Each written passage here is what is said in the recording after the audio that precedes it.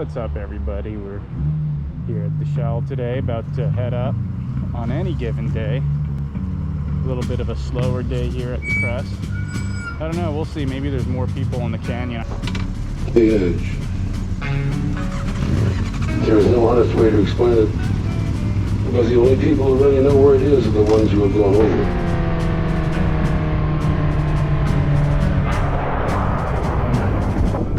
it. The others, the living, are those who push their control as far as they felt they could handle it, and then fall back, or slow it down, or did whatever they had to. When it came time to choose between now and later.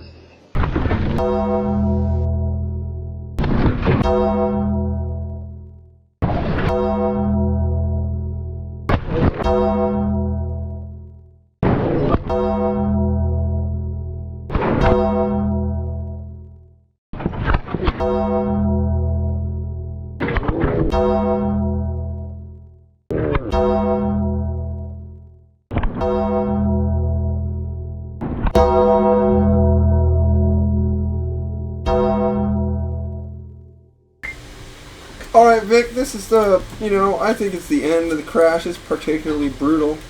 I mean, when you look at this, what do you feel? Well, right here in this still frame, you can kind of see my right leg. You see how the knee is kind of at a weird angle there. So at that point, my femur was broken, my right femur, and also my pelvis, and couldn't really. I was still tumbling at that point, so the energy was really, high. But at that point, I was just kind of focused on stopping. Really wasn't thinking about the pain, just more in shock. Yeah, that's no fun, man. I don't think anybody really should have to go through that. But inevitably, if you go and you ride spiritedly through the canyons, it's inevitable.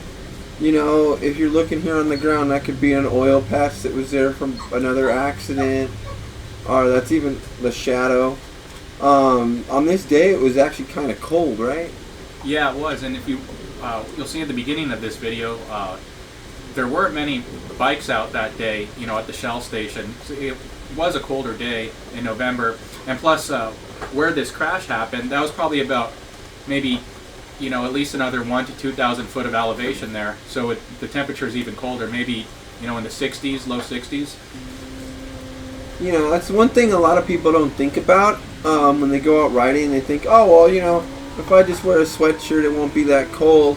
It's not that cold. The sun's out. But ambient air temperature has a lot to do with the ground temperature. So if it's, cold outside, the ground's going to be particularly cold. And the sun doesn't necessarily mean that it evenly heats up the road. Different areas of shadows next to cliffs and things in the times of day. So you got to be particularly careful during the winter months when you're riding to worry about cold asphalt. It's, what temperature is the ground is something that should be thought about before you decide to ride it spiritedly.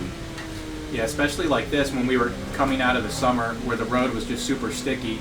Up there it's like 110 degrees at times, and yep. That's when it's fine to go all out. Not so much in November. You have way less traction, right, on the cold road. So your tires can get warm, but if the asphalt's not equally warm, it's not the same level of grip. Like, you don't have the same adhesion tolerances for the rubber on the road. Also, if your tire is at a wear bar or suspiciously below the wear bar, you actually lose a lot of traction, because so if you think about your tire sort of a balloon, and the air pressure that holds your bike up is inside there, expanding and contracting as it gets hot or cold, and that balloon actually makes the surface against the air very hard for the PSI that your tire is at. So they add these layers of rubbers and different compounds on top of that balloon. And when you wear those compounds off, you get to what is called the wear bar. And you lose the tire's ability to conform or grip the road, because you're at the harder rubber that is like holding the balloon pressure. It takes all the weight of the bike and the force of the pounding on the road. and the tire just becomes less adhesive to the ground, and you don't gain as much traction. How are your tires this day, Vic? So my tires, they were on wear bars. I had good quality tires, but that really doesn't matter if you're on wear bars, as Kitty just explained. So those were some external factors. Well, I could have controlled them by not riding, but some, kind of outside factors that the road was a bit cold and the tires were approaching wear bars. If you took away one of those, maybe my tire would have had enough traction to make it through that turn like I have hundreds of times before. But this time, the traction or wasn't the there. guy in front of you. Yeah. You said you broke your pelvis and your femur? Yeah, so I broke my right femur, and I guess the way the doctor explained it, the impact, went through and then into the pelvis. So it was at one hit that, that's a really hell of a hit. And the doctor said that your hip is so strong that your femur will just completely snap and shatter before it dislocates. It'll just crush into it. Yeah.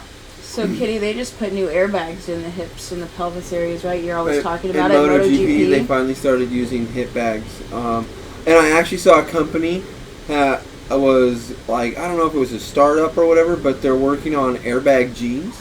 Really? That's cool. Wow. So like Kevlar lined airbag jeans. That would be next level in, riding. But then again, like, leather has, especially the leather that they use in the suits, and then they back it with other adhering materials and they treat it. It has very good slide properties. Kevlar slides really well and stuff, but I just like leather. It feels different. It's a different weight. I like to use the soles of other animals to protect my soul. And there are many dead cows in my dead cow suit. Okay. So I use the soles of cows to protect my soul. All right. I like it. Yeah, and this suit actually would have been fine and in rideable condition, but for the fire department cutting it off. But there's nothing you could really do there. So you're happy they cut it off as opposed to trying to slide you out with it. No. Ooh, nothing. Thank you to our rescue teams. They do great work, and they try really hard to protect idiots like us that enjoy risking our lives. And people can say it's dangerous on a motorcycle. It's just as dangerous in a car. And I'm sorry, I don't like passive things. I like things that are dangerous. And it's just part of the, oh my gosh, that puppy needs attention now. No. Stat. Oh, is that what's happening? No, the other puppy's biting its ear. Oh, it still needs attention. Stat. And so I was talking with Vic about potential ways that things can be saved, or you can fix, kind of like there's a way to correct these moments that we have, and you need to make it more, or try. Need to. That's such a you can't need to do anything. You can work your hardest and spend a lot of time trying to make it a muscle memory, a secondary action. These shouldn't be things that you have to think about to do. If we were going to pick apart Vic's video, we've got him sliding for a long time until he crashes. At no point did he try to recover or change his degree of turn or lean angle or even turn in to try and pick the bike up and catch. But that could also doesn't necessarily mean he would have been saved, because if you pick the bike up and catch, it's going to then be almost like a potential high side. And so you're going to have to be stopping the bike from throwing you over the handlebars immediately after you almost washed out the front. And there's a couple professionals like Marc Marquez and, Rossi's had some amazing saves in the peak of his career. Casey Stoner had some pretty good saves. I think Marc Marquez takes the cake, though, out of just mind-boggling saves coming out the wazoo. And a lot of it's body position, and a lot of it's, being physically fit to hold yourself into a position or hold the bike up. I don't know, Vic, what do you think? Do you think that you could have reacted differently, or was it just all a wash and there was no chance of saving anything? Well, I think I definitely could have reacted differently. You know, obviously I'm not a professional rider. You know, maybe this washout is something a professional rider would have caught. But you know, the moment that accident happened, my mind was kind of exiting the turn and entering the next turn, and I don't think I really had much mental energy on how the front end was doing. So right there I was a little distracted, and it's something I have to watch in the future to make sure that I'm putting my attention on events that are about to happen, but also keeping in mind events that are happening right now, the feedback that the motorcycle is giving you. Because if you'll see the video, I did slide for a couple feet, and I really didn't even notice, and by the time I noticed, it was just too late. But you have to do something to mitigate that crash. You know, even if it still causes a crash, at least you're doing something to mitigate it, to make it better. And in this situation, I didn't do that. But now I can see the video, and we have some lessons learned. You know, and so, like, I'm not saying this is what you should do, or this is what you have to do. This is just, you know, if I look into people doing saves like this on the regular, you go to professional racers because they work very hard and, you know, they do everything, and their position is designed to race to go fast. Yes, they're doing it on a track. Yes, I'm not on a track. Yes, we're on the street. We know all these factors. But, you know, it's just what it is, right? So we're not here to argue that. We're here to talk about things you could think of that maybe would help you in this situation, lessen the crash, or save it, or, you know, just be thinking of, the idea is to not be thinking about crashing, but to be thinking about the way the bike feels, the feedback of the road, the feedback of the bike. There's vibrations. When you're going through a turn fast, there is tire slip. That's just the way it works. You need you need a loss of traction to gain traction. It's laying rubber down on the road, and then the rubber adhering to the road, and then you gaining more traction because of the rubber adhesion. And that has a feel to it. And so every turn, you're trying to find that feel, and this is what I would think of as the edge of the tire, you know, finding the edge. And you find that edge to get that feel because that's your limit that you want to be at, you know, and you want to feel that slide. And if you're not thinking about that, and you're performing just leaning off the bike and getting into the body position and looking through the turn, but you're not thinking about any of the current stuff, then when the current stuff happens, you're not going to be thinking about responding to it. You might not even recognize it, and it's something that you already know to do because you're doing it going through the turns. You feel that point where you're like, okay, I'm losing traction. This is where my limit takes me. Now, riding that point is what you do. And so knowing that there's more beyond your limit is a factor to know, but also being able to apply it, you know, digging deeper. He could have just skimmed the guardrail maybe, or he could have gone off into the dirt and it could have been worse, right?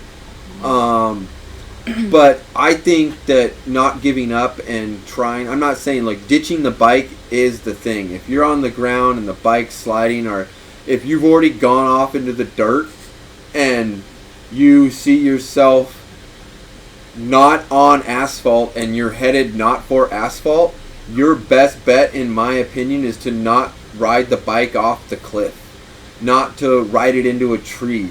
Try to get yourself on the ground and slide. If you're wearing the proper gear, which AGATT, all gear all the time, is something that I apply. I have different gears. I have a two-piece for riding around on the street, and I have my suit for riding hard in different areas of the track or the canyon. And I always wear gauntlets, and I always wear gloves, and I always wear boots with ankle protection and ankle support. These are things I do. Now, I don't believe that these things make it so that there is no risk of injury to me, right? I'm still at risk of injury, but I'm lessening the injury. You know, we're just trying to prevent as much damage as possible when the time comes, when we do crash.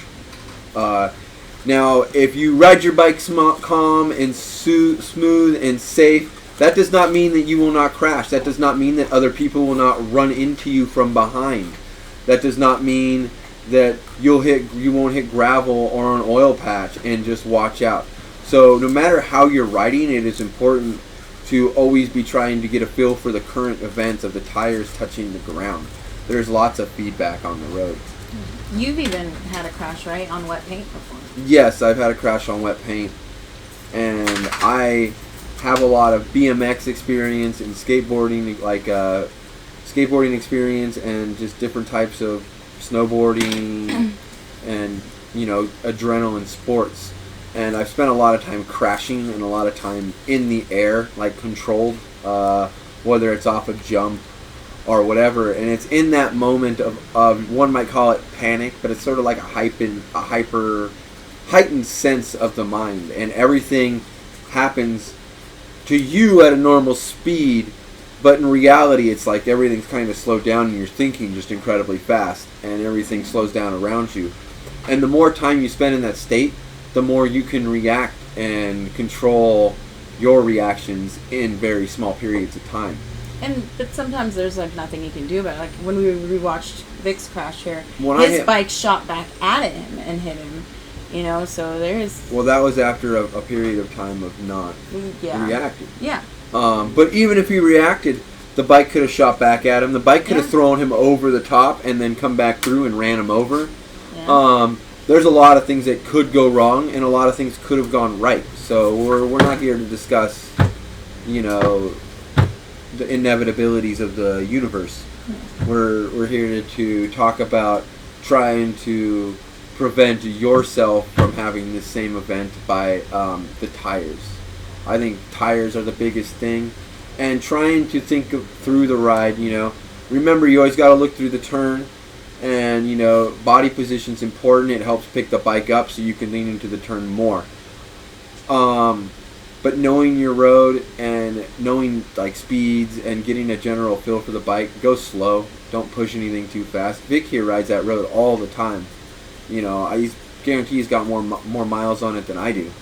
And it's not because he was a noob to the road, you know. It was just a cold day and some raw tires and a bad spot on the asphalt. So how are you doing now, Vic? How's your bike, your injuries, everything? So the bike is rebuilt. I'm sure some of you all saw that. As for the injuries, you know, everything's all right. I was thankful enough to not, you know, have a joint injury. So the middle of the bone just kind of mends back together. I mean, it feels a little off now, but I can tell it, you know, every couple days it feels better and better. That's good. So really, it is a full recovery. I can sprint now. I ride my bicycle all the time. You've only got a mild Grandpa Vic limp.